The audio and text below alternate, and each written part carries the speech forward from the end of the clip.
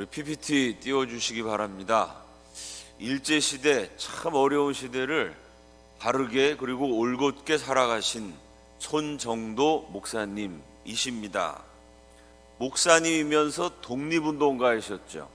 독립운동하다가 일본 경찰한테 체포돼가지고 고문당해서 평생 후유증으로 고생 많이 하셨습니다. 이때 대표적으로 고문당하신 게 요 손정도 목사님 그 아들까지 같이 독립운동하다 고문당했는데요. 물고문, 그냥 양동이에 하나 가득 물을 떠다가 강제로 물을 먹였다는 거예요. 그 물을 잔뜩 먹으면 배가 올챙이처럼 이렇게 불러지죠. 그런 걸 눕혀가지고 그 배를 밟았대요.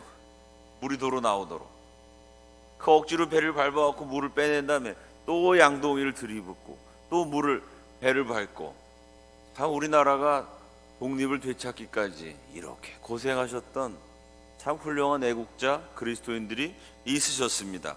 요 손정도 목사님이 목회하셨던 교회가 아펜젤러 선교사님이 세우신 교회, 우리 이승만 대통령께서 출석하셨던 교회입니다. 그 다음 장면이요, 정동 감리교회인데 아주 오래된 감리교회 모태라고 할 수 있는 대표적인 교회죠. 이분이 부임할 때도 저 교회가 컸어요. 한 1000여 명 출석하는 큰 교회였는데 당시로서 1000명이면 대단한 숫자였습니다. 손 목사님이 부임하시고 나서 교인이 한 3배 가까이 늘어나게 됩니다. 그 장안의 화제가 됐는데 그 당시 서울 사람들이 뭐라 그랬냐면 손정도식 설교 때문에 교회가 부흥했다. 이분이 아주 말씀에 능하신 분이었는데요. 성경을 잘 풀이해 주시면서 그냥 성경을 잘 강의하는 그 설교인데 특별히 손정도식이다 라는 별명이 붙은 이유는 설교 내용이 대단히 애국적이었습니다. 성경 말씀을 통해서 조선민족이 각성해야 된다. 우리가 우상 숭배하다가 나라 뺏긴 거다. 이제 하나님 잘 믿는 나라 세워야 된다. 절대로 외세에 일본 민족에게 우리가 동화되어서는 안 된다. 조선인의 혼을 지켜야 하고 조선인의 어를 간직해야 된다. 아주 애국심으로 충만한 손정도식 설교가 일제시대 나라 뺏겨서 참 암담한 그 상황에 처해 있었던 한국인들에게 희망을 불러일으키고 열정을 불러일으켜서 교회가 크게 부흥하는 열매를 맺었습니다. 이게 한편으로는 참 교회가 부흥하는 거 감사한 거죠. 그러나 한편으로는 그렇지 않아도 일본 경찰이 감시하고 있는데 설교 시간마다 그렇게 애국심을 강조하니, 나라가 망해서 없어졌는데 무슨 애국입니까? 나라가 있어야 애국이죠. 없어져 버린 나라인데 거기서 애국 얘기하는 건 그건 나라를 되찾고 일본에 저항하겠다는 뜻입니다. 일본 경찰이 그렇게 탄압을 하고 괴롭히고, 이분이 3.1운동 준비까지 열심히 하셨다가 하도 일본 경찰이 죽인다 그래서 생명을 참 지키기 위해서 3.1운동 직전에 겨우겨우 한국을 탈출하시게 됩니다. 그 다음 장면이요, 이분이 손정도식 설교를 하실 때 그 정동 감리교에 나와서 열심히 설교 들었던 소녀가 여러분 다 아시는 애국열사 유관순 소녀. 원래 유관순이 충청도 천안에 살고 있는 어린 소녀였는데요. 그곳에 있는 선교사님이 일찍 복음을 증거해서 6살인가 7살 때부터 교회 다니게 되죠. 그 선교사님이 수양딸 삼아가지고 아주 총명한 소녀였거든요. 이렇게 똑똑한 아이는 공부를 시켜야 된다. 그 선교사님이 후원을 해가지고 서울로 보냅니다. 유관순이 키가 176cm였어요. 지금도 176cm면 키가 크죠.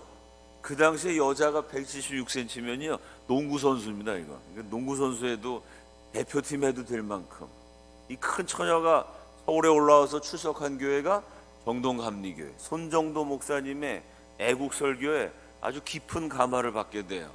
유관순이라는 소녀는 3.1운동 이전에서도 2가지로 유명해요. 첫째는 키가 크고 아주 남자답고 성격이 쾌활하고 적극적이었어요. 둘째는 그 당시 그 이화학당을 다녔는데 여자들이 밤에 돌아다니면, 그 당시에는 요즘이야 많이 자유가 허락됐습니다마는 그 여자들이 밤에 돌아다니면 안 된다고, 그때는 남자들보다 여자들한테 조금 더 엄격한 규율을 적용했죠. 그래서 밤이 늦으면 한 10시 이렇게 되면은 빨리 여학생들 기숙사 들어가서 자라고 이화학당에서도 기도실을 폐쇄했어요. 기도실 문 닫는데 기도하다가 성령 받았다고. 문 닫는 기도실에 끝까지 남아있어서 기도하다가 결국 문 닫아갖고 못 다니게 하면요, 이 처녀가 간이 커가지고 밤 10시에 학교 담을 터넘어가지고 기도하러 가요. 손정도 목사님 목회하시던 정동 감리교회 가서 새벽까지 기도했던 아주 기도의 용사입니다. 3.1 운동 때도요, 여학생들이 독립 만세 운동하겠다고 막 이렇게 몰려 나왔어요. 그 미국 선교사님들이 가로막으면서 너희들의 마음은 알지만 지금 나가면 다 죽는다. 어떻게든지 살아서 광복을 봐야지 너희들 젊은 혈기로 나가면 안 된다. 선교사님들 학생을 아끼는 마음으로 문을 이렇게 다 가로막았습니다.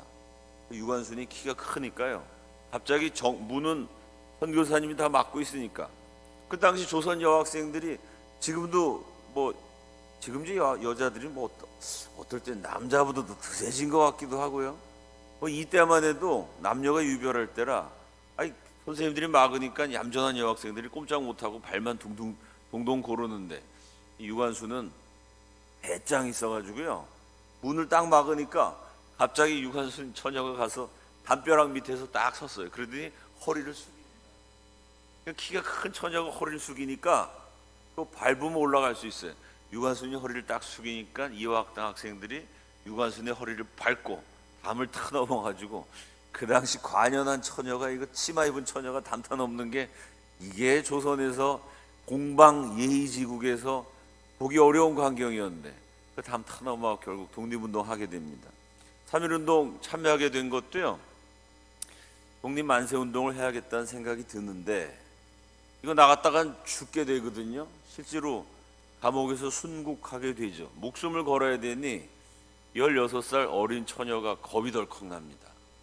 이게 진짜 하나님 뜻인가? 또 저 확인하고 싶기도 해요. 손정도 목사님 목회하셨던 정동 감리교회 가서 밤을 새워서 기도합니다. 지금도 유관순이 기도하던 자리, 또 교인들이 제가 갔더니 얘기를 해주더라고요. 밤을 새워서 그 강단 앞자리에서 기도하다가 새벽녘에 감동을 받습니다. 독립운동 해야 되겠다. 기차를 타고 자기 고향으로 내려가죠. 그 아우네 장터에서 독립운동의 깃발을 드는 아주 엄청난 일을 합니다. 유관순이라는 소녀에게 애국심을 일깨워주고 성경을 가르쳤던 그분이 손정도 목사님이십니다. 그 다음 장면이요. 자, 상해로 망명하셔서 상해 임시정부에 참여하시게 됩니다. 이승만 대통령 취임하는 사진이고, 태극기 바로 밑에 서 계신 분이 그 당시 상해 임시정부 임시의정원 의장, 요즘 국가기관으로 말하면 국회의장에 해당되는 그 직책을 맡아서 독립운동을 열심히 하셨습니다. 그 다음 장면이요. 요 손정도 목사님의 아들이 나중에 대한민국 해군을 창설하게 되는 손원일 제독이십니다. 아버지 따라서 독립운동하다가 잡혀서 같이 고문도 당하고 아주 애국자고 독실한 기독교인이셨죠. 손정도 목사님의 아들한테 늘 얘기합니다. 조선이 왜 망했는 줄 아냐? 우리나라가 반도 국가다. 삼면이 바다이니 5대양 6대주로 뻗어나가는 해양 국가가 됐어야 되는데 조선이 폐쇄 정책을 쓰는 바람에요, 바다로 나가지 않고 요 좁은 땅덩어리에서 농사 짓고 살았습니다. 그러니 전국토의 70%가 산지인데 농사 지어봤자 백성들의 입에 풀칠하기도 어려웠어요. 우리가 나라를 되찾으면 배가 있어야 된다. 배를 타고 전 세계를 누비면서 무역하는 나라가 돼야 된다. 그런 개방형 수출국가 했어야 되는데 좁아 터진 한반도 안에 갇혀가지고 거기서 공자왈 맹자왈 이루고 폐쇄 정책 쓰다가 나라가 망한 거니 너는 어떡하든지 배에 관련된 기술을 배워야 된다. 그 아버지의 뜻을 받들어서 상하이 중앙대학 항해과를 졸업합니다. 1930년 그 당시에 조선 사람 가운데 드물게 큰 배를 움직이고 무역을 하는 방법을 배우게 돼요. 또 워낙 뛰어나신 분이라 독일계 다국적 회사에 취직하게 됩니다.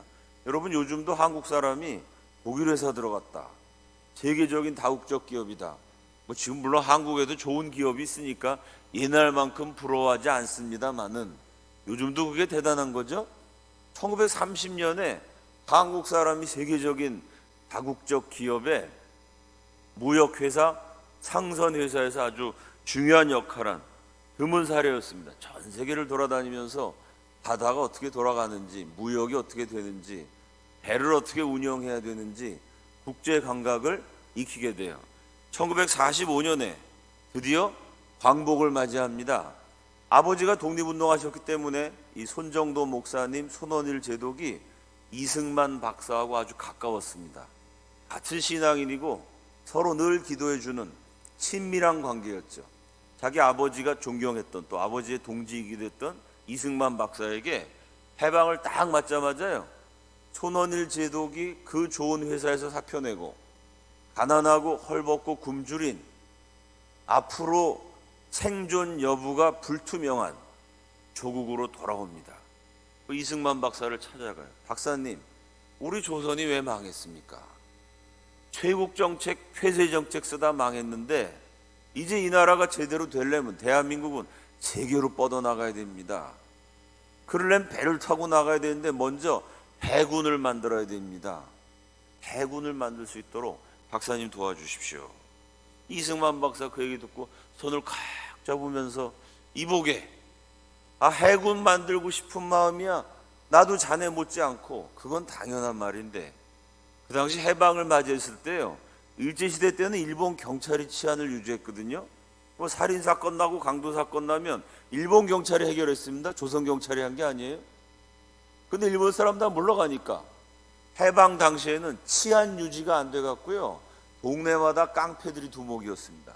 실제로 그때 사셨던 분들 얘기 들어보면요, 일본 사람들이 싹 갔더니 그 다음부터는 주먹이 법이 된 거예요. 왜냐하면 나라가 갑자기 독립을 맞았는데 무슨 군인이 있습니까? 경찰이 있습니까? 아니, 국내 지금 치안 질서도 유지가 안 되고, 공산당 놈들이 언제 쳐들어올지 모르니 육군도 지금 만들기 힘들 판에 나라가 돈이 없는데 어떻게 해군을 만들 수 있나. 이승만 박사도 대단하신 분입니다. 그런 상황이면 해군을 못 만들잖아요. 근데 이 박사님 뭐라고 말씀하셨냐면, 지금 우리가 도저히 해군까지 만들 여력이 없으니 자네가 한번 만들어 보게. 대한민국 건국사가 이렇게 재밌습니다. 여러분, 세계 어느 나라가요, 군인을 국가가 아니라 개인이 만들 수가 있습니까? 그게 대한민국에서 일어났어요. 왜? 국가라는 게 힘이 없어요. 또 1945년 해방만 맞이했지 48년 독립돼서 나라 세우기 전이니까 나라도 세워지기 전에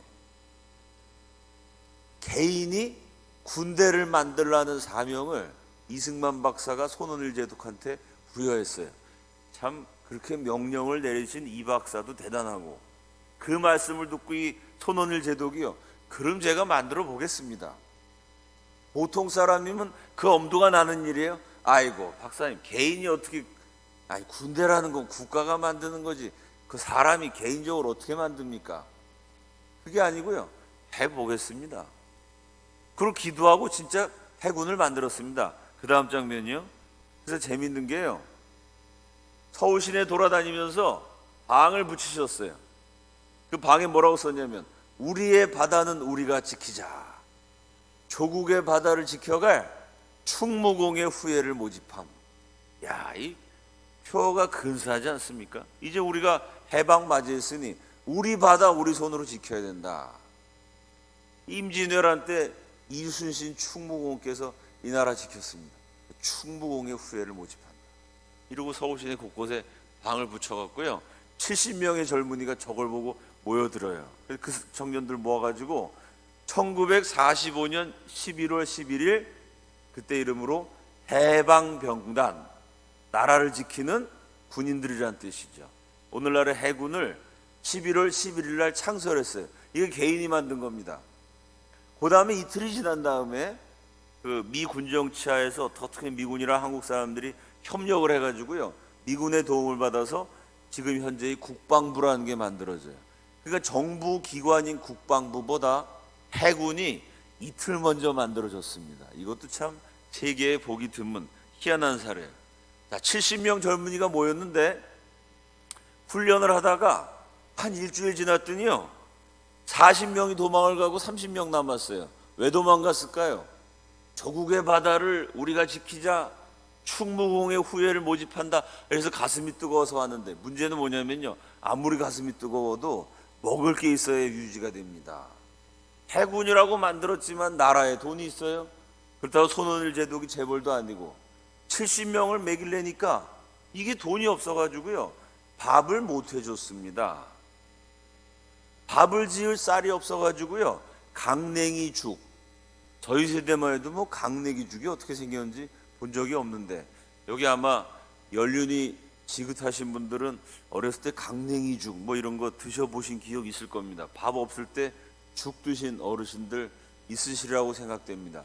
강냉이 죽을 써서 줬는데 그것도 강냉이 알갱이가 몇 개 없어가지고요 기록을 봤더니 이게 죽이 아닌 것 같아요. 분명히 죽이라고 기록은 나와 있는데, 죽이면 여러분 숟갈로 떠서 먹어야죠. 근데 죽을 그냥 이렇게 마셨대요. 그러니까 숟갈로 떠먹을 만한 분량도 못 되는 강냉이 주스 비슷한 거였던 것 같아요. 그거를 주고 군사훈련을 시키니까 야, 이거 충무경 후예도 좋지만 배고파서 못 견디겠다. 일주일 만에 70명 가운데 40명이 도망갔어요. 그 나머지 30명 갖고 어떻게 꾸려갑니다. 이제 미군의 도움도 받고 정부가 조금씩 자리를 갖춰가면서 밥을 굶던 청년들이 대한민국 해군에 기초를 놓게 됩니다. 그래서 조금씩 젊은이들이 모이고 밥 먹는 문제도 여기저기 도움받아서 해결하고, 1949년 6월 손원일 제독이 또 한 번 모험을 해요. 1945년에 해군을 만들어서 1949년 4년이 지나갔고 열심히 훈련해서 제법 용맹한 군인들이 갖춰졌습니다. 문제는 뭐냐면요, 해군 훈련을 동대문 운동장에서 했어요. 그저 해봤자 그냥 한강 가서 나룻배 같은 거 좀 타봤습니다. 명색이 해군인데 왜 운동장에서 훈련을 했을까요? 배가 한 척도 없었습니다. 고기 잡는 배가 있었는데요, 제일 큰 고기 잡는 목선이 한 200톤짜리 나무배 타고 고기 좀 잡는 게 전부였고요. 전투할 수 있는 전함은 한 척도 없었어요. 그 운동장에서 맨날 훈련해봐야 한계가 있습니다. 이제 우리가 전투함을 마련해야 되겠다.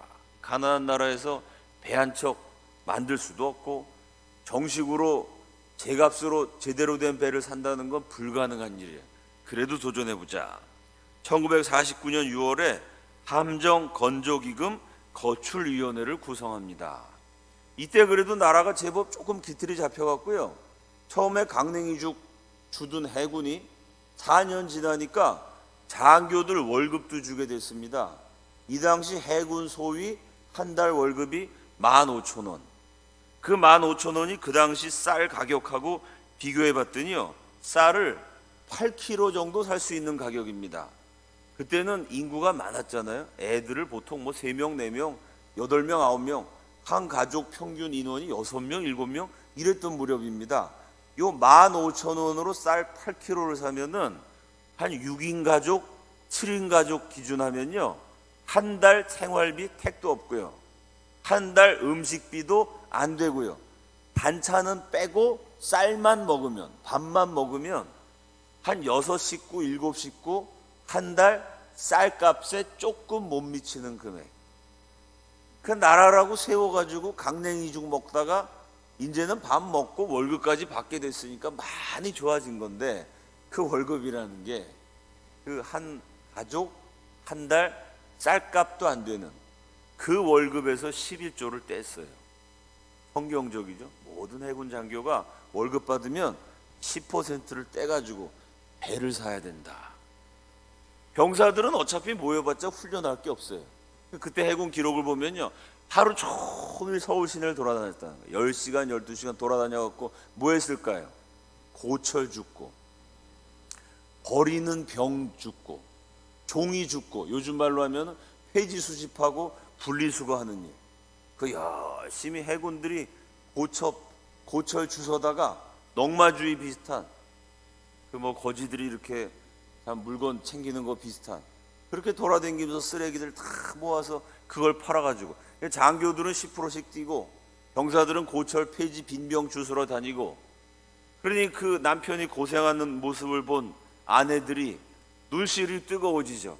우리 남편이 그래도 나라 세워갖고 해군 만들어서 참 고생을 하는구나.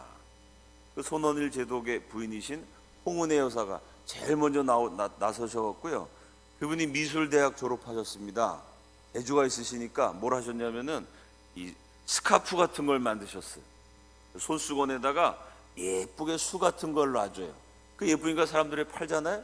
길거리에 나가가지고 이 해군 제독, 대한민국 해군 최고 지도자 부인께서 하루에 10시간 삭바는 일도 하고 빨래도 하고 스카프도 만들고 손수건도 만들고 장사를 해가지고 부인들이 막 이렇게 돈을 모으기 시작해. 해군 최고 지도자 사모님이 삭바느질하고 빨래를 하고 스카프 만들고 있으니 그 밑에 있는 사모님들이 가만히 있을 수 없죠. 해군 장교들 부인이 다 같이 나서갖고 빨래터에 가갖고 웃음꽃을 피우고 대화하면서 하루 종일 남의 빨래를 해갖고 돈을 모아요. 여러분, 바느질을 해갖고요, 삭바느질해서 자가용을 산다. 그 대단하지 않습니까? 바느질을 얼마나 해야 자동차 한 대 살만한 돈이 모일까요? 손가락이 다 나가지 않겠어요? 부르트지 않겠어요? 바느질을 해서 그 푼돈을 조금 모아가지고 자동차를 산다 그래도 믿겨지지 않는 얘기인데, 거대한 군함을 산다고, 전쟁 때 쓰는 전투함을 산다고, 누가 봐도 계란으로 바위치기입니다. 그런데 계란으로 칠 때 하나님이 함께 하시면 바위가 깨지는 줄로 믿습니다. 바느질을 해서 배를 사는 게 말이 안 되는 건데요, 고철을 주워서 배를 사고 쌀값도 안 되는 월급 받아서 10% 띄워봐야 그게 얼마나 됩니까? 그거로 배를 산다는 게 말이 안 되는데, 해군들이 열심히 하루 종일 그걸 하니까 그게 소문이 나게 되죠. 많이 알게 돼요. 저분이 우리나라 해군 최고 지도자 사모님이란 분이 길거리에 나와갖고 뭐 사람들한테 팔고 앉아있거든요. 우리가 잃었던 나라 되찾고 돈이 없는데 저 해군 장병들이 배를 한 척을 살려고, 배 한 척이 없는 나라인데 저렇게 고생들 하는구나. 그 사연이 점점 소문이 나니까요, 일반 국민들이 앞을 다투어서 성금을 보내주게 됩니다. 그 성금의 기록을 보면 이 나라가 정말 가난했구나, 참 다시 느끼게 돼요. 국민들이 헌금 낸 액수가 얼마냐면 요즘 말로 하면 10,000원, 50,000원 그런 거 없어요. 100원, 500원, 많으면 500원, 50원 이 정도 액수입니다. 국민들이 성금 내려면 좀 새파랗게 10,000원짜리 딱 내지. 그 왜 뭐 10원, 100원짜리 동전 냈을까요? 그 당시 우리나라 전 국민 가운데 70% 이상이요, 하루 밥 세 끼를 못 먹었어요. 그러니까 국민들이 100원, 200원 낸 게 뭐냐면 밥 2끼 먹는 국민이 그걸 한 끼로 줄여가지고 그걸 낸 겁니다. 밥도 못 먹는 국민들이 글자 그대로 십시일반입니다. 조금씩 덜어가지고 돈을 모아갖고요, 그 당시로서는 어마어마한 금액 15,000달러를 모집합니다. 이게 그 당시엔 뭐 대단히 큰 돈이었습니다. 그 15,000달러로도 배 한 척 사기는 턱없이 부족해요. 근데 이승만 박사가 가만히 봤더니 국민들이 열심히 돈을 모으고 해군이 열심히 해보려고 그래요. 그 어려운 나라 살림에, 그래 그러면 나머지 돈은 우리 정부가 책임지겠다. 국가에서 특별 예산을 편성해갖고 45,000달러를 지원해서 6만 불을 만듭니다. 그 6만 불로요, 제대로 된 배는 살 수가 없어요. 그래서 2차 세계대전 때 참전했다가 폭탄 맞은 배, 그래갖고 그 배를 전투함으로는 더 이상 쓸 수 없어가지고 어떻게 했냐면 미국 해군사관학교, 천원학교 이런 데에서 실습용으로 썼어요. 육지에다 배를 딱 놓고 배 안의 구조가 이렇게 생긴 거다, 조타수는 여기 앉는 거다, 학생들 교육시키는 용으로 쓰던, 사실 그런 오래된 2차 세계대전 때 쓰였던 낡은 배가 있었어요. 근데 교육 실습용으로 쓰다가 시간이 너무 많이 흐르니까 녹이 슬어가지고요, 배에 녹이 슬면 이렇게 두껍습니다. 그래서 그 배 타시는 분들 보면 이 녹을 어떻게 벗겨내냐면요, 망치로 때려가지고 녹을 벗겨내야 돼요. 이 녹이 너무 슬어가지고 이제는 고철로밖에 쓸 데가 없어요. 그래서 이 배를 뉴욕에 있는 베들레헴 조선소, 참 이름도 근사하죠. 예수님 태어나신 베들레헴. 그 베들레헴 조선소로에다가 배를 딱 이렇게 묶어 놓고요, 요거를 고철로 팔려고 기다리고 있었습니다. 그 배, 고철로 쓰는 배 가격이 6만 달러였어요. 결국 그 배를 인수하러 한국 사람들이 갑니다. 배는 배인데 문제는 뜨지를 않아요. 이게 고철덩이니까 조선소에서 풀어놨다면 곧바로 깔아앉습니다.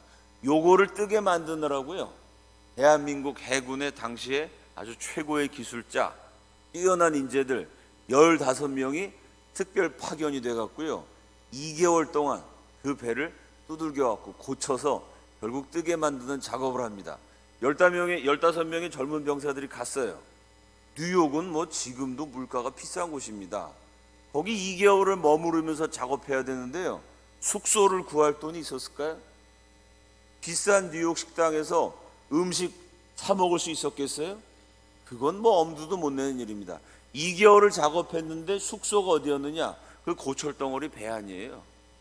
그 배 안에다 그냥 자리 피고 거기서 자고요.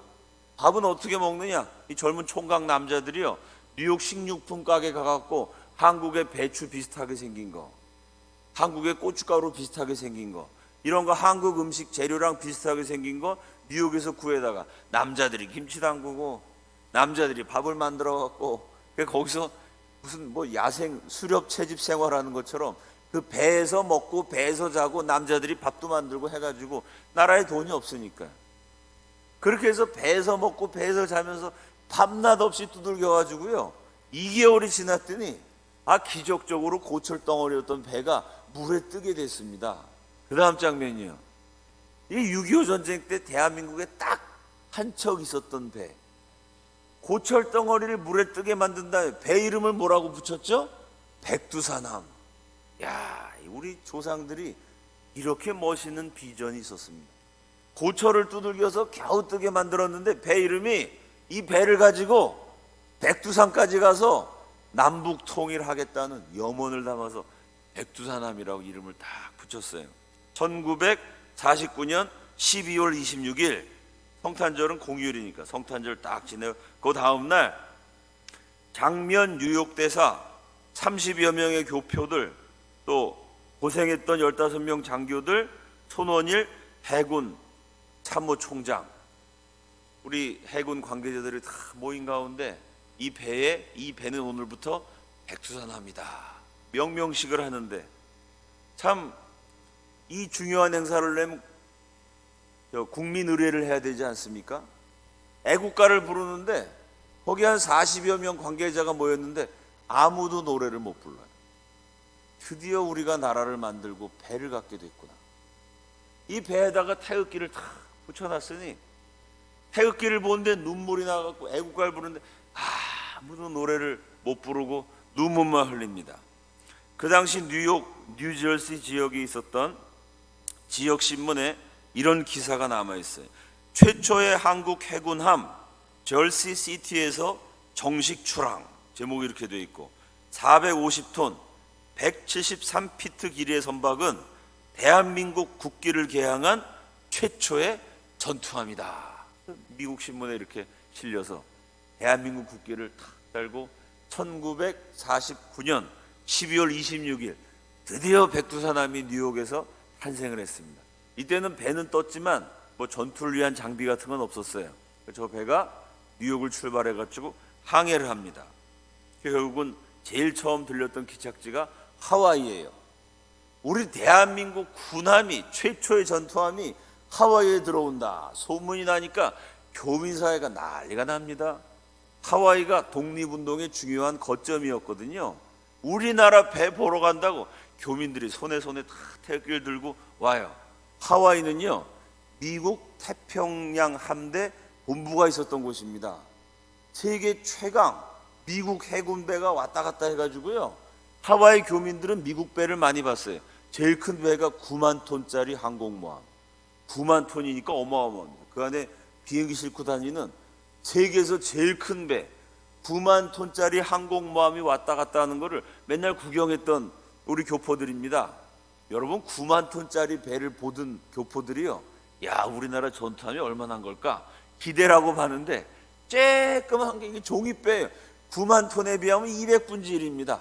450톤짜리 쬐끄만 배가 나오니까 다들 눈물이 나요.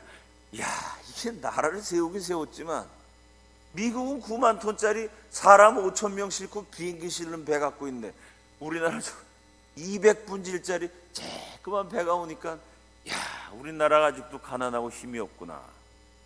서글퍼서 눈물이 나고 그 조그만 배가 미국 배보단 200분의 1만 못하지만요. 여러분 항공모함이 근사하면 뭐해요? 그거 우리나라 거 아니거든요.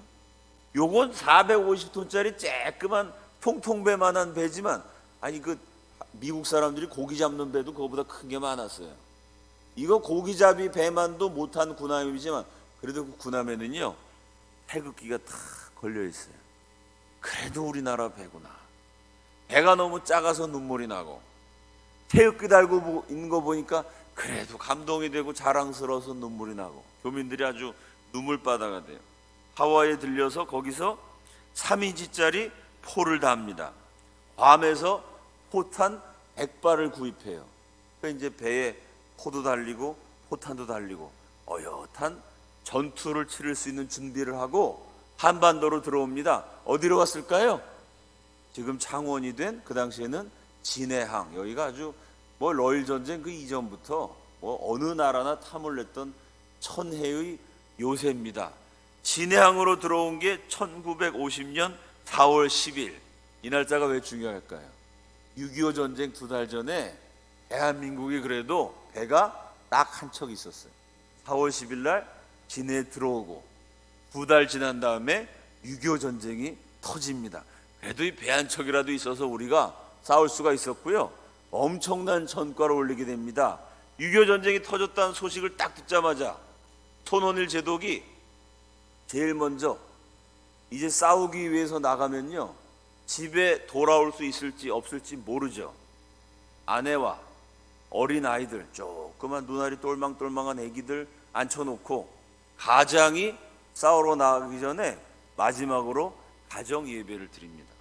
기도하고 찬양을 하고 말씀을 나눈 다음에 이 손원일 제독이 마지막으로 기도하는데 뭐라고 기도하냐면 삼가 나라와 민족을 위해서 이 생명을 바치겠나이다. 살아서 돌아오게 해달라는 기도가 아니에요. 나라와 민족을 위해서 이 생명을 바치겠나이다. 기도하시고 아내에게 우리 아이들 잘 키워주기 바랍니다. 그게 마지막에 돌아온다는 뭐 기약이 없어요. 그 얘기를 하고 싸우러 나갔어요. 야, 이 손원일 제독의 지휘를 받으면서 우리 한국 해군도 목숨을 바치겠다는 각오로 싸웁니다. 이때 손원일 제독이 워낙 뛰어나신 분이었기 때문에요. 전쟁 터지자마자 알았어요. 육지로 북한군이 물밀듯이 쳐들어옵니다. 동시에 바다로도 쳐들어올 것이다. 여러분 북한이 바다로 기습하면 어디를 칠까요? 부산입니다. 왜? 육지에서 38선에서 파죽지대로 내려오고요. 부산을 딱 점령해서 인민군이 부산 상륙작전에 성공하면요. 부산에서 쳐서 올라가면 대한민국은 도관이든 쥐가 돼요. 그냥 사라져버리는 겁니다. 손원일 제독도 미리 알았어요. 북한 놈들이 쳐내려오면 부산을 칠 것이다. 부산 가게 가기 전에 영일만 울산 앞바다에서 막아야 된다. 그러고 나와서 딱 한 척 있는 배 백수함을요 울산 앞바다에 딱 대기를 시켜요. 백수함 전사들이 싸우러 나갑니다. 그 다음 장면이요. 이때 해군들이 6.25 바다의 전우들이라는 그 당시 전투의 기록을 보면요. 싸우러 나가기 전에 최남용 함장이 명령을 내립니다. 충무공의 후예들답게 살고자 하는 자는 죽을 것이요 죽고자 하는 자는 살 것이다. 임진왜란 때 이순신 장군이 하셨던 말씀이죠. 죽겠다는 각오로 싸우자. 죽더라도 시체는 깨끗이 남기자. 우리 해군의 명예가 있으니까 옷을 깨끗하게 세탁한 옷으로 갈아입고 나라를 위한 신성한 전투에 참여하니까 목욕 재개하는 심정으로 깨끗하게 준비해서 전투에 임하라. 해군들이 다 몸을 깨끗이 단장하고 제일 깨끗한 전투복을 입고 죽겠다는 각오로 싸우러 나갔어요. 이 손원일 제독의 예측이 정확해갖고요. 6.25 전쟁 때 인민군이 육지로 쳐들어온 동시에 동해안으로 1000톤급 무장 수송선을 부산에 급파합니다. 1000톤짜리나 되는 배를 운전할 수 있는 사람이 남한에도 없고 북한에도 없어서 소련 장교가 직접 운전을 해요. 소련군이 소련이 6.25에 참전했다 그러면 외교적인 문제가 되니까 소련 장교가 북한 인민군 군복을 입고 인민군으로 위장을 해서 1000톤짜리 배를 직접 운전을 해요.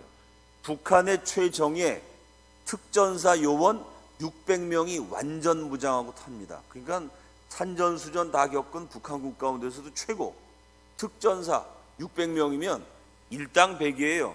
이 사람들이 완전 무장을 하고 600명이 1000톤짜리 배를 소련군이 몰아가지고 정동진 앞에 그 동해안에서부터 출발해갖고 부산을 향해서 기습을 합니다. 울산 앞바다에서 백두산함이 딱 기다리고 있다가 만났어요. 그럼 전투가 울산 전투가 돼야 되는데 요게 왜 대한해협 전투냐면요, 1000톤짜리 배가 쭉 오면서 봤더니 이 노련한 소련군 이 배 모는 장교들이니까 세계 최고 수준이거든요. 아니 뭐 대한민국 전투함이라고 있는데 쬐끄만한 게 배가 움직이는 걸 보니까 이건 뭐 항해하는 기술도 서툴러요. 딱 보면 알죠, 전문가들이. 저 조그만 배하고 싸우느라고 시간을 끌다가는 그 사이에 부산항에 이놈들이 부산에 오는구나. 한국 사람들이 부산을 지키면 곤란해지잖아요. 시간을 벌어야 돼. 하루라도 빨리 상륙을 해야 공산화 시킬 수가 있어요. 600명을 빨리 부산에다 풀어놔야 되거든요. 저런 조그만 배, 저건 상대해봤자 시간 낭비다. 백수남이 목숨 걸고 가까이 다가오면 전투를 하리라 그냥 잔뜩 긴장해서 기다리고 있는데요, 그냥 백수남 앞을 옆을 지나가고 휙 지나가 버려요. 백수남이 기다리다가 북한 배가 가니까 이놈아 어디 가냐 뒤를 졸졸 따라가게 됩니다. 이래갖고 전투가 이상해져 갖고요, 북한 배가 앞서가고 우리 배가 뒤쫓아가는 무슨 경주 비슷하게 돼가지고 드디어 부산 앞에 대한해협까지 가까이 왔어요. 이제 조금 있으면 배가 상륙을 해야 되니까 속력을 좀 늦춥니다. 그 사이에 울산부터 밤을 새워서 쫓아오던 백두산함이요, 배 3000m 앞에까지 다가갔어요. 포를 쏘기 시작합니다. 이때 백두산함에 타고 있었던 우리 해군이 65명 가운데 실제 전투에 참여한 인원은 5명이에요. 왜 그러냐면 포가 하나, 기관총이 하나, 소총이 하나, 무기가 요거 3개가 전부예요. 그러니까 나머지 병사들은 싸우고 싶어도 무기가 없어서 못 싸워요. 대포가 하나니까 대포 옆에 한 2명 붙어 있고요, 기관총 옆에 2명, 소총이 1명, 5명이 싸우고 나머지 60명은 삥 눌러서서 구경하면서 이겨라 월드컵 축구 응원하듯이. 이게 참 전투라는 게 무기가 있어야 전투가 되는 거죠. 그 5명이 붙어가지고 포를 옆에서 이겨라 응원을 하는데 20발을 쐈습니다. 맞았을까요, 안 맞았을까요? 한 발도 안 맞았어요. 왜 안 맞았냐면요, 요 백두산함에 포탄을 1000발을 실을 수 있는데 전투 당시에 100발밖에 없었어요. 돈이 없으니까 포탄을 살 수가 없습니다. 국민들이, 해군 장병들이 고철 모으고 장교 부인들이 반드질 해가지고 겨우겨우 배 한 척 마련한 것도 허리가 휠 지경. 포탄을 1000발 살 돈이 없었고 100발밖에 못 샀는데요, 실탄 사격 연습을 한 번도 해본 적이 없어요. 그 100발을 어떻게 씁니까? 아까워서. 그 대포를 쌓아놓고 훈련한 게 실탄 사격을 해봐야 알죠. 포탄은 쇠로 만든 건데 목탄, 나무로 만든 축구공 비슷한 거 넣어가지고 쏘는 훈련을 했으니 실제로 바다에 나가보면 여러분 육지에서도 총 쏴서 맞추기가 어렵죠. 바다는 파도 때문에 배들이 막 출렁이거든요. 그거를 실전 사격도 한 번도 안 해본 병사들이 아무리 뭐 이겨라 응원하고 쏴도요 맞을 수가 없습니다.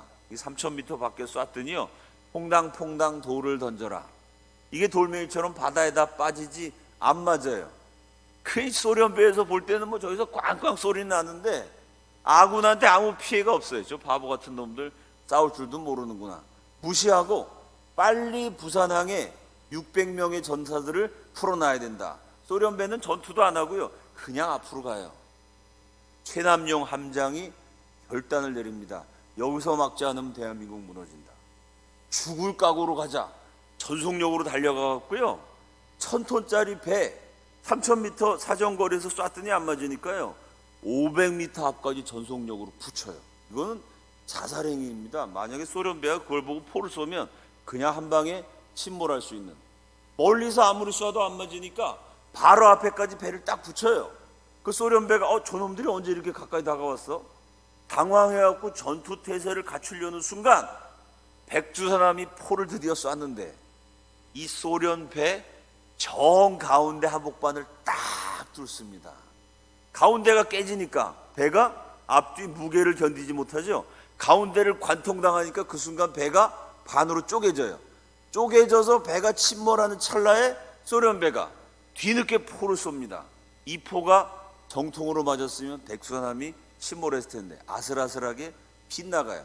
빗나갔지만 큰 타격을 줘갖고요, 꽝 하고 적선에서 포가 난 다음에 생존자들의 증언을 들어보면 갑자기 갑판이 미끄러졌대요. 왜? 피가 쏟아져가지고 갑판이 미끄러지게 돼요. 우리 장병이 몇 사람, 2분이 전사하시고 몇 분이 다치게 된 5명 미만의 사상자가 나는 일이 있었는데, 이때 돌아가신 2분 가운데 한 분이 전병익이라는 해군 병사가 제대 열 19일 남았어요. 제대하면 결혼하기로 했습니다. 약혼 상태였어요. 관물대에다가 자기 약혼녀 사진을 딱 붙여놓고, 야, 우리 섹시 이쁘지 않냐? 19일 있으면 내가 제대해서 장가간다. 그런데 그 약혼녀를 보지 못하고 이때 소련 군함, 북한 전함의 공격을 받아갖고 온몸이 그냥 피를 흘리면서 과다출혈로 죽게 됩니다. 이 결혼식 19일 앞둔 새신랑이 죽으면서 마지막 유언, 있는 힘을 다해서 대한민국 만세 외치고 젊은 신랑이 죽게 되죠. 또 한 분, 김창학 조타사 복부 관통상을 맞았어요. 이 포탄이 뚫고 들어가고 앞으로 돌아 뒤를 나오니까 피가 철철 흐르고 응급조치를 해봤자 살기 어렵고, 살아도 중증 장애이니까 평생 복부가 관통당했으니 이게 참 생활이 어려워서 평생 대소변 딴 사람들이 받아내야 되는, 요즘이야 장애인들을 위한 시설 이런 게 잘 돼 있지만 그 당시에는 이렇게 되면은 다 거지가 되든지 참 살아나도 인생이 어려워집니다. 피가 철철 흐르는 거를 옆에서 동료들이 어떻게든지 살리려고 그러는데, 야, 내가 살아봤자 이거 가망이 없다. 자기 손으로 창자를 끄집어내고, 차라리 빨리 죽는 게 낫다. 창자를 끄집어내고 대한민국 만세 부르면서 김창학 조타사도 숨을 거두게 됩니다. 자, 이 백두산함 전투가 전세를 역전시키죠. 그 다음 장면이요. 미국의 역사가 노만 전순이 백두산함의 대한해협 해전은 6.25 전쟁의 승패를 가른 중요한 분수령이었다. 이 백두산함의 승전이 있어서 6.25 전쟁 때 나라를 지킬 수 있었다. 승패가 여기서 갈라졌다는 거예요. 왜 그럴까요, 여러분? 한번 생각해 봅시다. 만약에 그때 우리가 부산 항구를 뺏겼어요. 그 북한의 최정예 600명이 부산에 항륙해갖고 항구를 철동까지 지키면요, 미국이 우리나라 도와주려고 178만 명 군대를 보냅니다. 여러분, 그 군대가 바다를 걸어서 왔겠어요? 배 타고 부산항에 왔는데 항구를 뺏기면요, 그 배가 바다에서 어떻게 상륙을 합니까? 우리 대한민국 3천만 국민을 먹이고 입히고 재우느라고 어제 말씀드린 것처럼요, 아프리카 54개국에 보낸 물자보다 더 많은 물자가 왔어요. 그 물자가요, 하늘에서 떨어지나요? 그거를 배로 실어 갖고 왔죠. 근데 배가 저 바다에 떠 있습니다. 문제는 항구에 그 물건을 내릴 수가 없어요. 이해가 되시죠, 여러분? 아무리 좋은 물건이 있어도요, 아무리 좋은 군대가 있어도요, 항구가 있어야, 그래야 배가 내려갖고 사람도 상륙하고 물자도 상륙하죠. 만약에 부산항을 뺏겼으면요, 아무리 많은 군대가 와도 그냥 바다에서 구경해야 됩니다. 아무리 많은 물자가 와도요, 배 위에서 썩어요. 항구가 있으니까. 그 항구에 사람도 내리고 물건도 내리게 된 겁니다.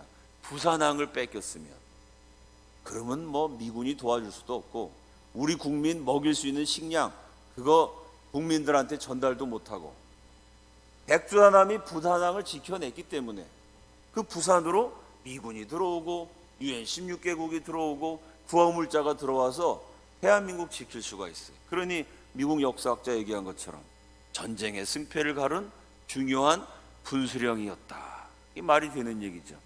손원일 제독은 평생 이렇게 나라를 위해서 싸우셨는데, 신기한 거는요, 그 백두산함이라는 배가요, 그 전투함을 어떻게 바느질을 하고 빨래를 해서 국민들이 100원, 200원 밥 한 끼 굶어가면서 돈을 모아갖고 전투함을 만든, 이건 세계에 유례가 없는 사연이 많은 전투함이에요.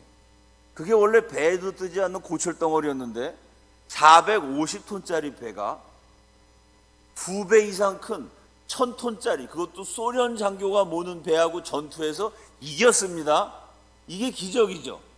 그 다음에 백두산함이요, 6.25 전쟁의 모든 전투에 앞장서요. 왜 앞장섰을까요? 한 척밖에 없으니까. 전투마다 다 나가요. 통영 상륙작전, 인천 상륙작전, 북한 바다까지 진격하는 진공작전, 모든 작전에 배가 한 척밖에 없으니까 백두산함이 앞장을 서요. 그럼 이 450톤짜리 장난감 같은 고철 두들겨서 만든 배가 그 수많은 전투 가운데 이게 당할 만도 하고 침몰할 만도 한데요, 백전백승, 한 번도 지지 않고요, 백두산함이 그 수많은 전투를 치렀는데 멀쩡하게 침몰되지 않고 살아남았습니다. 이런 배를 우리가 딱 지금도 보관하고 있으면 좋은데, 대한민국 가난하다 보니까 눈물을 머금고 나중에 백두산함이 너무 오래되었고 못 쓰게 돼요. 그러니까 일각에서는 이거 나라 구한 배니까 이 배를 그대로 보존해야 됩니다. 근데 나라가 돈이 없으니까 그거 보존할 힘이 없어서 어떻게 했냐면요, 백두산함은 결국 다 해체를 해가지고 고철로 팔고 한 푼이라도 마련해야 되니까 백두산함의 중요한 부분만 요 진해 해군사관학교 교정에 지금도 보관되어 있어요. 이걸 지금도 안타까운 분이 많습니다. 배 전체를 보관했어야 되는데 지금 대한민국은 그거 보관합니다. 60년대 우리나라 돈이 없으니까 결국 다 50년대 60년대 해체해가지고 백두산함의 주요 부분만 지금 남아있는데, 참 그 배가 6.25 전쟁의 모든 전투에 참여해갖고 참여할 때마다 다 싸워서 이기고 멀쩡하게 살아남았어요. 기도로 만든 배였기 때문에 가능한 일인 줄로 믿습니다.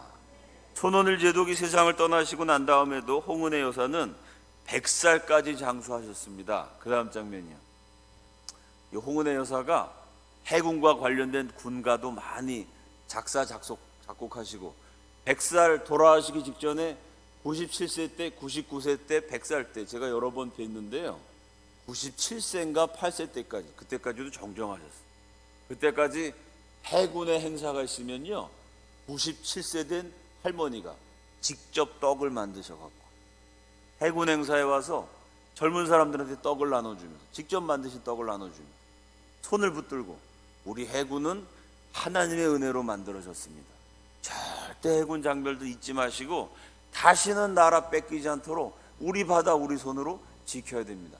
97세가 될 때까지 직접 떡을 만드셔서 그 증손잡벌 되는 장병들 나눠주시던 참 우리 해군에 살아있는 어머니입니다. 이분이 연세가 많아지시니까 돌아가시기 전에 역사적 증언을 남겨야 된다 그래갖고요, 마지막 인터뷰한 게 97세예요.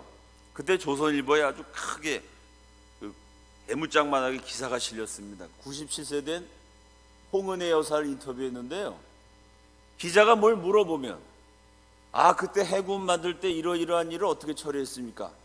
야, 기자 양반 그때 그 문제로 내가 얼마나 고생하고 우리 남편이 잠을 설치면서 고민을 해가지고 우리가 그 문제를 해결했는데, 가만히 있자, 그거 어떻게 해결했더라? 그때 내가 교회 가고 금식하고 철회하고 그래서 어떻게 됐더라? 하나님 은혜로 됐습니다. 그때 또 해병대 만들 때 이러이러한 일이 어떻게 했습니까? 아유, 기자 양반 말도 마시고 그때 나하고 우리 남편하고 얼마나 걱정이 됐는지 교회당 가서 금식하고 철회하고 그 다음에 그 문제를 처리했는데 그거 어떻게 했더라? 아이, 내가 나이가 많아서 기억이 안 나는데 그 하나님 은혜로 해결이 됐습니다. 기자가 인터뷰에서 뭐라고 썼냐면, 아예 안타깝게도 연세가 많으셔갖고 하나님 은혜로 됐습니다. 하나님 은혜로 됐습니다. 역사적 사실을 기억하지 못하시고 똑같은 말만 반복하셨다. 조선일보에 그런 기사가 났습니다. 사실은 세세한 사실은 기억을 못하셨지만 가장 중요한 사실은 정확하게 기억하셨습니다. 이것도 하나님 은혜로 된 거고, 저것도 하나님 은혜로 된 거고, 우리가 해군을 갖게 된 것은 하나님의 은혜입니다. 우리가 나라를 세우게 된 것도 하나님의 은혜입니다. 하나님의 은혜로 모든 게 다 됐습니다. 기자가 그 얘기 들을 때는 이분이 연세가 많으셔서 기억을 잃어버리셨다고 생각했겠지만, 우리 그리스도인 입장에서 보면 세세한 것은 잃어버렸어도 가장 중요한 것은 정확하게 기억하셨습니다. 어떻게 우리가 나라를 지킬 수가 있어요? 말이 안 되는 거거든요. 하나님의 은혜로 가능했어요. 홍은혜 여사가 남편을 먼저 보내시고 오래 100살까지 사셨는데, 손원일 제독에 대해서 제일 기억에 남는 일이 뭡니까? 그럼 두 가지를 항상 말씀하셨어요. 첫째는 6.25 전쟁 터지던 그날 어린 전매기들 앉혀놓고 예배를 드리면서 삶과 나라와 민족을 위해 이 생명을 바치겠습니다, 그 기도하던 남편의 모습이 수십 년이 지났는데 잊혀지지 않는다는 것. 두 번째는 1976년인가 손원일 제독이 이제 임종을 맞이하는데, 돌아가시기 직전에 얼굴이 환해지시더라는 거예요. 여보, 천국이 보이네. 예수님이 나를 기다리고 계시네. 그 남편이 먼저 떠나니까 아내가 얼마나 마음이 참 슬프겠습니까? 그래도 천국 간다고 생각하니까 당신 참 좋으시겠어요. 살아생전에 독립운동하느라 고문도 당하시고 고문 후유증으로 평생 고생하셨거든요. 젊어서 고문 당하셔갖고. 당신 평생 그렇게 몸 아파하고 고생하고 나라 지키느라고 제대로 쉬지도 못하고 애썼는데, 이제 천국 가서 영원한 안식을 누리게 되니까 참 좋으시겠어요. 마지막 임종하시는 손원일 제독이, 그래, 너무 좋아. 천국이 보이니까 너무 좋아. 그런데 당신을 두고 아이들 두고 가려니까 내가 참 미안하네. 기다리고 있을 테니까 당신도 천국 와서 우리 천국에서 다시 만납시다. 활짝 웃으면서 얼굴이 환해지셔서 너무 좋아. 그리고 세상에 떠나셨다는 겁니다. 예수님을 사랑하고 나라를 사랑한 인생의 그 마지막이 얼마나 아름다운지 확인할 수 있는 장면이죠. 그 다음 장면이요, 오늘의 본문 시편 24편 7절 8절입니다. 여러분, 1000톤짜리 배를요 소련군 장교가 몰고 최정예 600명이 쳐들어오는데 그걸 어떻게 막았어요? 6.25 전쟁 때 3일 만에 수도 서울에 함락되고요, 3일 만에 우리나라 국군 8만 5천 명 가운데 절반 이상 4만 5천 명이 죽거나 행방불명이 됐습니다. 북한군은 소련제 탱크 217대, 우리한테 탱크가 한 대 있었으면 217대 1의 싸움이 될 텐데 우리는 탱크가 한 대도 없었기 때문에요, 217대 1도 못 되는 일방적으로 깨지는 전쟁, 누가 봐도 망하는 전쟁인데 어떻게 우리가 그 고철 덩어리 가지고 2배 큰 소련배를 물리치고 인천 상륙작전 성공하고 그 수많은 전투에서 백두산함이 한 번도 지지 않고 무사히 침몰되지 않고 살아남을 수 있었을까요? 어떻게 217대 탱크로 밀고 오는데 우린 탱크 한 대도 없는데 어떻게 그걸 막아내가지고요, 겨우겨우 막아내고 살아낸 나라 전체가 잿더미가 되고 시체더미가 됐는데 어떻게 이 나라가 세계 7대 무역국가가 되고요, 경제력이 세계 10위가 되고 경제만 발전했습니까? 민주주의, 미국보다 민주주의가 발전한 나라, 민주주의 지수를 측정해보면 미국이 7등, 한국이 6등입니다. 한국이 정치적으로 민주화가 더 됐다는 거예요. 문화적으로 BTS, 아시아에 있는 어떤 나라도 빌보드 차트에서 1등하는 거, 그 일본이 우리나라보다 엄청 잘 살았잖아요. 옛날에 우리가 일본 100분의 1도 안 됐는데 일본도 못하고 중국도 못하는 일을 대한민국 계속 해냈습니다. 어떻게 이 나라가 전쟁에 지지하는 것도 기적인데 정치적으로나 경제적으로나 문화적으로나 융성할 수 있었을까요? 시편 24편에 문들아 너희 머리를 들지어다, 영원한 문들아 들릴지어다, 영광의 왕이 들어가시리로다. 영광의 왕이 문을 여시기 때문에 영광의 왕이 문을 여시면 닫을 자가 없습니다. 그 영광의 왕이 누구냐? 강하고 능한 여호와시요, 전쟁에 능한 여호와시로다. 전쟁에 능한 여호와 하나님이요, 대한민국을 지켜주신 줄로 믿습니다. 전쟁에 능한 하나님이 함께 하시니까 도저히 이길 수 없는 전쟁인데 거기서 나라를 지켰고요. 전쟁에 능하신 여호와 하나님이 대한민국 축복하시니까 우리가 한강의 기적을 이루고 이런 번영을 누릴 수 있게 된 줄로 믿습니다. 하나님이 도와주셔야 돼요. 하나님이 우리와 함께 하셔야 됩니다. 임마누엘, 교회 이름도 근사하잖아요. 아들을 낳으리니 그 이름을 임마누엘이라 하라. 무슨 뜻이죠? 이는 하나님이 우리와 함께 하심이라. 임마누엘의 하나님, 우리와 함께 하신 하나님. 그래서 여러분, 대한민국에서 제일 중요한 것은 기도입니다. 예수 제대로 믿는 거예요. 왜? 하나님이 우리와 함께 하시려면은 함께 해달라고 우리가 나라와 민족을 위해서 기도해야 돼요. 예배 제대로 드려야 됩니다. 하나님께 드리는 제사인데요, 하나님 말씀대로 순종해야 됩니다. 사람의 힘과 능력 갖고 지킨 나라가 아니에요. 사람의 힘과 능력으로 탱크 한 대도 없는데 270대를 무슨 수로 막습니까? 도저히 불가능한데요, 전쟁에 능하신 여호와 하나님이 함께 하셔서 이 나라가 지켜졌다면, 우리가 그 역사를 믿는다면요, 우리가 똑바로 예배드리고 하나님께 나라와 민족을 위해서 부르짖고, 사람들이 하는 거, 정치인들이 하는 거, 이게 보면 참 이게 한심스러울 때가 많지 않습니까? 하나님, 사람한테만 맡겨놓지 마시고 전쟁에 능하신 하나님, 대한민국을 위해서 지금도 임마누엘의 하나님 함께 해주시고 싸워주시고 지켜주옵소서. 우리가 기도해야 하나님이 이 나라 축복하시고 하나님 지켜주시기 때문에요, 여러분 사명이 국회의원 못지 않습니다. 기업가 못지 않습니다. 아멘이시죠? 국회의원들이 정치를 잘하고 정치인들이 정치를 잘하고 나라가 그것만으로 잘 되는 거 아니에요. 내가 국회의원도 아니고 무슨 재벌도 아니지만 열심히 기도하고 내가 제대로 예수 믿으려고 애쓸 때, 전쟁에 능하신 하나님이 하늘에서 딱 대한민국 보니까요, 저 나라는 어떻게 된 게 저게 내가 이렇게 축복했는데 정치인들도 시원치 않고 경제인들도 이거 마음에 안 드는데 딱 하나 저기 깨어서 그래도 예수 믿는 사람답게 바르게 살겠다고 애쓰는, 기도하는 나의 백성들이 있구나.